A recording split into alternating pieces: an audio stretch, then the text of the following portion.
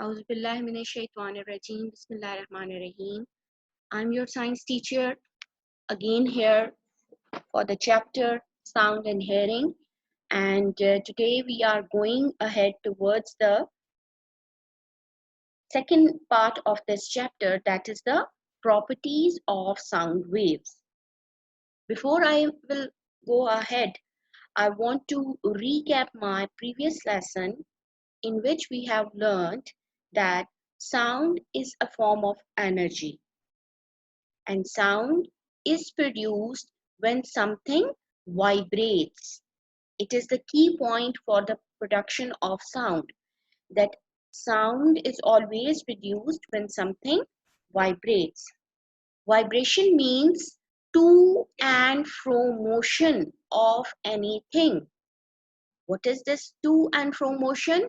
When something moves backwards and forwards about its mean position or its fixed position.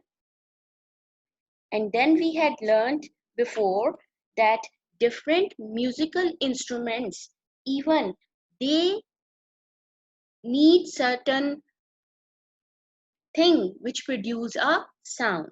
Like in the case of guitar, it is the string which helps to produce the sound. In case of clarinet, it is the column which is made throughout the length of that musical instrument. And even in human voices, it is the vocal cord present in our neck area which vibrates and helps to produce sound.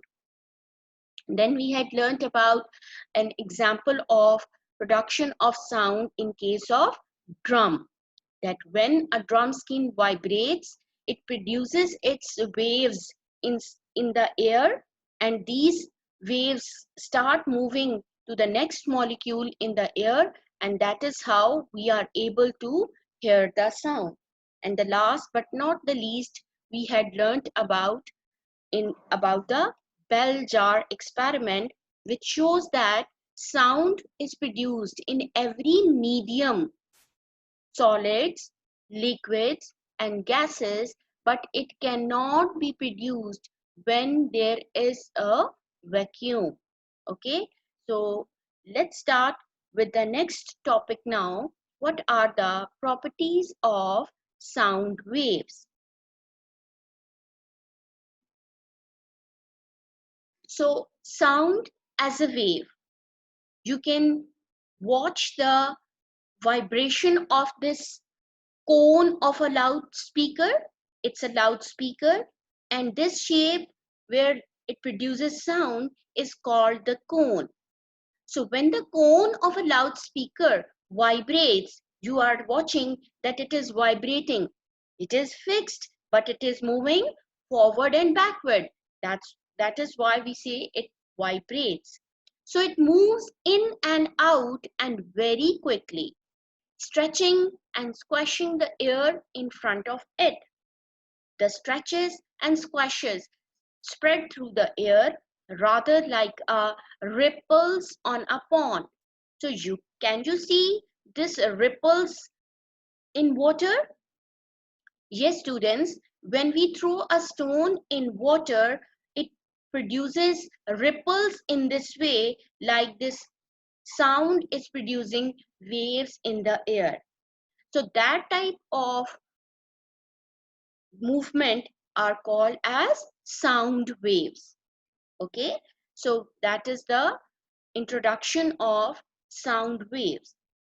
Now let's have a look that what type of sound waves are, because there are many types of waves, but specifically what is the type of sound wave? So the sound waves are called longitudinal waves. Okay, what is the type of waves? Longitudinal waves. It is defined as that vibrations move backward and forward, not up and down. Okay, students? And a sound wave is an example of an oscillation. What is an oscillation? An oscillation is a regular backward and forward movement. You can clearly see this example over here, that how when it is being pressed, the spring, it collected somewhere and then it keeps passing its compression to the next. Let's have a watch on it again. This one, yes, it is being compressed. Now it keeps shifting this compression to the next and moving forward, backward, forward, backward. And this type of wave is called as longitudinal wave. So sound waves always moves in this in the form of this longitudinal wave, which is a vibration move backward and forward, rather not up and down. Now, when we say that sound waves are longitudinal waves, then there are two certain terms for this movement. Okay, so that is called termed as rarefaction and compression. Okay, so as an object vibrates, vibration moves towards air, it creates a compression. Okay, so what is compression, students? That when I have demonstrated the last model, you have seen that when it moves towards the air, means when it comes closest together, then this is called as compression. Then it is called as compression. And as the object moves away from air, it creates a particular vacuum, and this is called as rarefaction. So here it is moving away from the air. You have just seen that previous model. So when it compresses together, come closer together, come towards the air, it is called compression. And when it is stretching, it is moving away from air, creating some vacuum in between, this vacuum in between, then it is called as rarefaction. So longitudinal wave is basically an order of regular compressions, rarefactions, compressions, rarefactions. You can see over here a very good particular and a specific particle model over here. You can see over here that how the particles in the air first compress, causes compressions, then they move apart, causes rarefactions, again compression, rarefaction, compression, rarefaction, and gradually from the source of sound, it reaches to our ear. When it reaches to our ear, it vibrates the eardrum, and ultimately we are able to hear the sound. So this is a model of sound wave, that how the sound waves are moving in the air. Okay, so sound waves are basically the longitudinal waves which are having a specific compressions and rarefactions. I hope you have understand. So indirectly, although the sound waves are the longitudinal waves, but actually they ultimately generates a wave. You can see over here, it is making a wave. So in science, students, the distance between one compression and the other compression, you can see over here, from this is one compression and then it is the second compression. So the distance between one compression to the other compression, it is called as its wavelength. What it is called as wavelength. Okay, and then similarly, the distance between this rarefaction and this rarefaction will be called another wavelength. So this is a scientific term. When we always study about waves, this is a specific term which we need to know about it, and this is called as wavelength. What is wavelength? It is the distance between one compression to another compression, or from one rarefaction to the other rarefaction. Okay, so let's have this kinetic model of sound waves now. You can see how this vibration can be felt in the air in the form of molecules, and indirectly how these waves are being made in the air and we are able to hear the sound. I hope students that now you are clear about the properties of sound waves. These are sound waves are longitudinal waves which moves with the compressions, rarefactions, and ultimately helps to generate the sound wave. Okay, students? Okay, let's move to our next topic. Our next topic is now speed of sound. Okay, sound waves take time to travel. Okay, it takes certain time to travel. In fact, sound waves take about 3 seconds to travel 1 kilometer. Means it takes 3 seconds to travel 1 kilometer for the sound to move. Okay, so light travels the same distance in an instant. Okay, so this is why you see lightning before you hear it. It shows that light travels faster than sound. Okay, that's why whenever there is thunderstorm, first you see the flash of light, and after few seconds you are able to hear the sound of that lightning or thunderstorm. This is why, so in air, the speed of sound is about 330 meters per second. Okay, what is the speed of sound in air? It is about 330 meters per second. This can vary, means this can be changed depending on the temperature. Yes, students, temperature is very important or key point for um, this speed of sound. I will explain you later. So sound travel at different speeds in different materials. We had already learned that sound travels fastest in solids because the particles are tightly packed, then in liquids, then in air. Similarly, the speed of sound is different in different materials.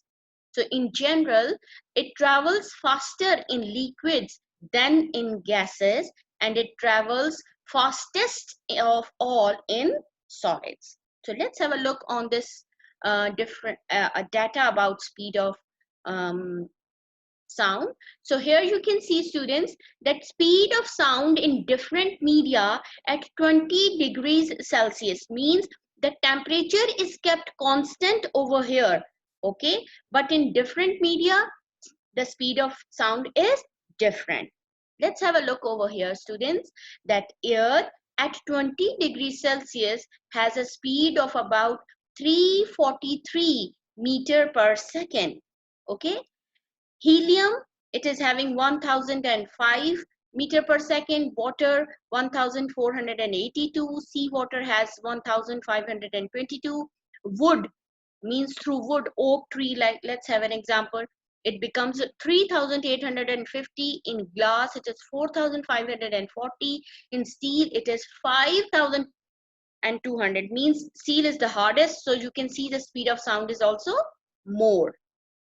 Okay, so the time it takes for the sounds to reach you does not depend on how loud or high the sound is, rather it depends upon the medium and the temperature. Yes, so the speed of sound depends only on the medium through which the sound is traveling. Okay, so this is an example over here that how in at the same temperature, although how in different mediums the speed of sound varies. I hope, students, you have well understand till now. Coming to our last topic now, that is about reflection of sound. I hope this is not a new phenomena for you all. So you can see that sometimes a sound is produced, but it hit back a surface and comes back to our ear. This reflection means coming back of sound is called as echo. Yes, you are right. It is called as echo. So echo, when a reflecting surface is so far away from the source that the sound is reflected back at a distant repetition of the direct sound, the reflected sound is called echo. Okay, students, and echoes are used to find objects underwater sometimes, and this is called as echolocation. Okay, you are watching, sound is moving in the form of wave, it is hitting this surface and coming back. Over here you can see speaker is producing sound in the sound waves, it is hitting this surface and coming back to us. So this phenomena, this reflection of sound is called as echo. Echoes are produced when the time interval between the direct, this is the direct, and the reflected sound, now it is the reflected sound, is about 1/5 of the sound. Okay, and this defect means this value can be changed, particularly when the reflecting surface is curved in shape. Means if this surface is curved, then this value or this time can be changed. Okay, students, so reflection of sound is called as echo, and echoes are used to find objects underwater sometimes, and this is called echolocation. So this is an example of echo, that sound has produced and it hits a hard surface like wall. It can be a mountain hill, it can be the furniture in a room, it can be any material in the room. Why our sound is not echo when we are in a classroom, when we are in a like a building? Because the things which are present in it, the furniture which is present in the room, it is not allowing the things to reflect back. That's why in hills or in mountains, when you say some word, it comes back to your ear because there is nothing to hinder it, nothing to stop that sound wave. Okay, students, so this was our today's topic about the properties of sound waves. I have told you about the type of sound waves. It is called as longitudinal waves, and I have again demonstrated this model of longitudinal waves in front of you, that it is the movement actually backward and in forward direction, and this is also called as an oscillation. It is a regular backward and the forward movement. Then what are the properties of sound waves? Means longitudinal waves, it is a series of regular compression and rarefaction. So here you can see this model of sound wave in the form of molecules in the air. Then this is the kinetic model of sound wave, that actually how the molecules in the air compress and rarefact, and how ultimately or indirectly it helps to produce the sound wave. Then I have given you the detail about the speed of sound, which says that sound waves take a little time, less than the speed of light, but actually it travels at different speeds in different materials. And then I have given you some data about the speed of sound at a certain temperature. Then I have given you the explanation of this echo. I hope you know it before, but it is basically the another property of sound, that sound can reflect back even. So the reflection of sound means hitting back or coming back of sound after a certain surface is called as echo, and the echo which are used to find objects underwater is called as echolocation. Okay, students, now in the end I'm going to share the project with you. Okay, You have to collect some pictures of echolocation and paste them on a chart, okay, or a chart paper, and then you have to explain it as well. I'm giving you a simple example over here that this echolocation is very helpful for finding objects in not only in water like submarines or the ships which are traveling in water. They have a special apparatus under the or at the bottom of the ships and submarines. When there is fog, they cannot see that what is next in the sea or in the water. They they ring that or they press that apparatus. It produces a sound. If it hits back, it comes back to their ear, then it tells them that there is some hill in front of them, so they change the direction in the water. Bats are using this phenomenon. Bats are blind, okay. They have to travel in the dark caves, so by the phenomena or with the help of this echolocation, they are able to find their way. So this was our today's topic, and this is our today's project. I hope you have well understand about this project as well. If you find any confusion, or if you have any confusion about this project especially, you can talk to me personally. But you have to not only collect the pictures of echolocation, paste them, give their briefing, but you have to explain the briefing as well and send me your feedback as soon as possible. Stay blessed, students. God bless us all. Let's all of us pray that in this holy month of Ramadan, Allah give or showers its more and more blessing to all the humanity in the world, and we all of us we get rid of this pandemic condition as soon as possible. Do more recitation in this month, do good deeds, even a single deed, that it gives us double, triple reward in the month of this holy Ramadan. So I hope that everything is clear to you all. So if you have any confusion regarding today's lesson or this project, you can contact me personally. Thank you and Allah Hafiz.